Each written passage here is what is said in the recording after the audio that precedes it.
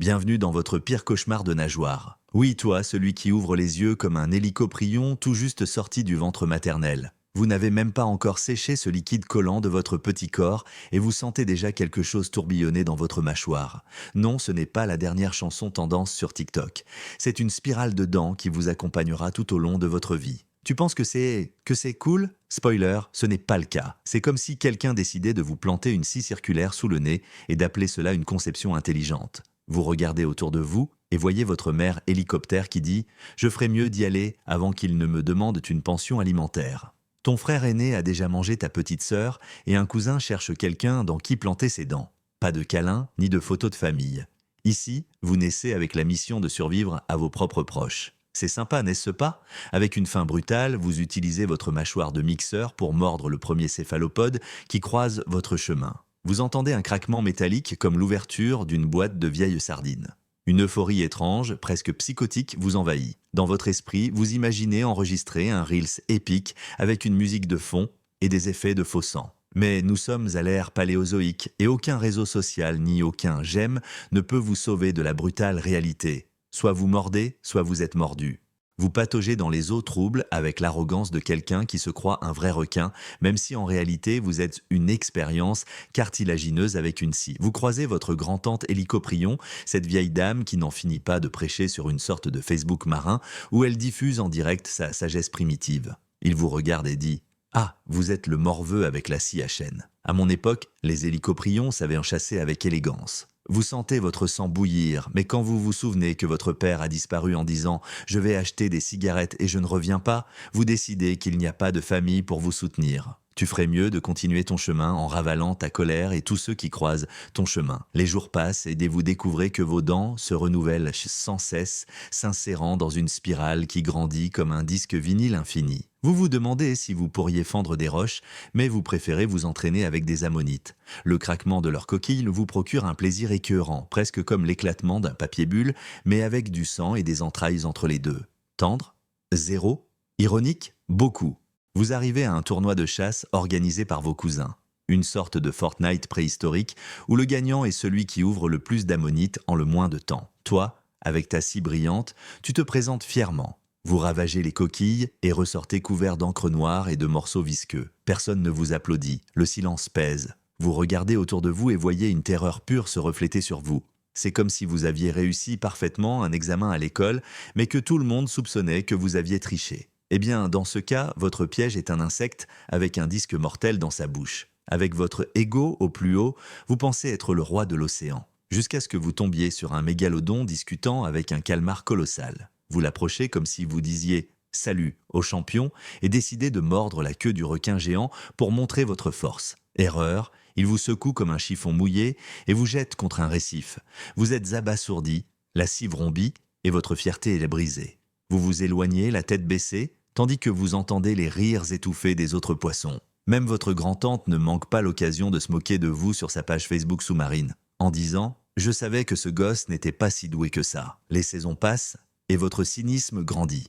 Vous dévorez sans pitié tout ce qui se présente à vous, des céphalopodes, des poissons imprudents et même l'étrange hélicoprion errant que vous ne reconnaissez pas comme faisant partie de votre famille. La famille est déjà une blague après tout. Vos dents continuent d'ajouter à la spirale, comme un DJ qui n'arrête jamais de jouer de la musique forte. Parfois, on se demande s'il existe un but plus noble dans la vie. Mais la réponse est toujours la même. Survivre, mâcher, grossir.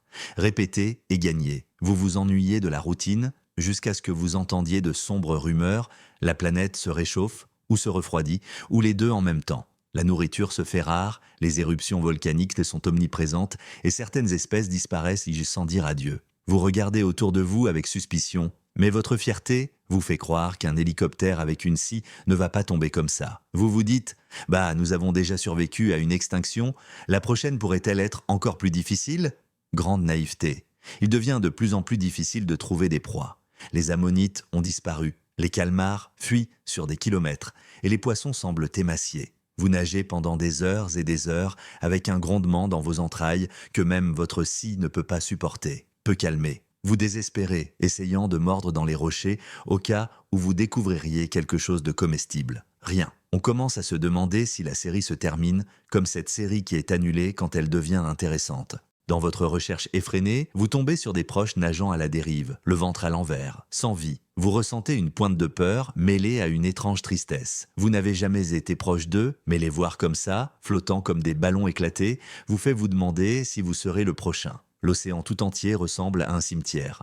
La température change en un clin d'œil, parfois une chaleur torride, parfois un froid mortel. Votre scie n'est pas utilisée pour le chauffage ou le refroidissement. Tu es piégé. Presque par inertie, vous continuez à nager jusqu'à atteindre des zones profondes. Vous y trouvez votre grand-tante mourante. Dans son dernier souffle, il vous murmure « Ce qu'un hélicoprion ne détruit pas, la terre le détruit ». Et il meurt. Vous fixez son corps sans vie, ne sachant pas si vous devez rire de l'ironie ou ressentir de la pitié. Au final, vous nagez sans but, avec le sentiment que chaque mètre parcouru vous rapproche un peu plus de votre fin. Les courants deviennent violents, avec des éruptions et des tremblements sous-marins. Le chaos règne. Vous essayez de lutter contre le courant, mais c'est comme si la nature avait activé le mode apocalypse final. Votre scie tourne, oui, mais il n'y a rien à couper à part de la boue et des débris. Vous commencez à manquer d'énergie. Votre corps énorme, long de plusieurs mètres, ne trouve plus ni nourriture ni repos. Parfois, on se laisse emporter par la marée, presque inconscient.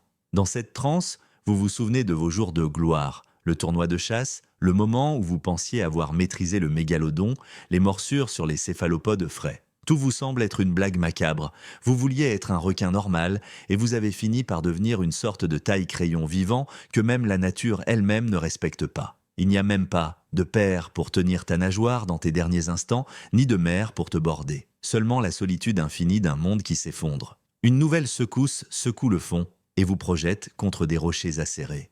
Vous remarquez que votre mâchoire de scie est endommagée, comme si elle se brisait. Vous ressentez de la douleur, l'eau est tachée de votre propre sang et votre vision devient floue. Vous ne pouvez plus nager avec la même force, chaque mouvement vous entraîne plus profondément dans un abîme de sédiments. Vous sombrez dans les ténèbres, résigné à un destin qui vous dépasse. Même votre côté sarcastique est éteint. Vous pensez « Ok, la nature, tu as gagné. Félicitations ». Avec un dernier souffle, vous appuyez votre corps contre les rochers et fermez les yeux. Une tranquillité sinistre vous envahit. Pas de ressentiment, pas de colère, pas d'humour noir. Seulement l'acceptation que l'histoire s'arrête ici. Vous deviendrez un fossile perdu dans le temps. Peut-être que dans des millions d'années, les humains vous retrouveront et débattront lors de conférences scientifiques, se demandant si votre spirale dentaire était une corne, un ornement ou un moulinet à proie. Ils n'imagineront jamais les morsures si violentes, les tournois grotesques ou vos crises existentielles. Tu meurs sans applaudissements, sans épitaphe. Personne ne publie une photo sur Instagram en disant « Au revoir, hélicoprion, tu étais génial ». Vous cessez tout simplement d'exister. Vous avez survécu à la précédente extinction massive, mais vous êtes tombé sur celle-ci, comme si vous aviez vaincu le boss final et que vous tombiez ensuite dans le premier trou du niveau suivant. Pure ironie. Si vous avez aimé cette vidéo, aimez-la et abonnez-vous à ma chaîne.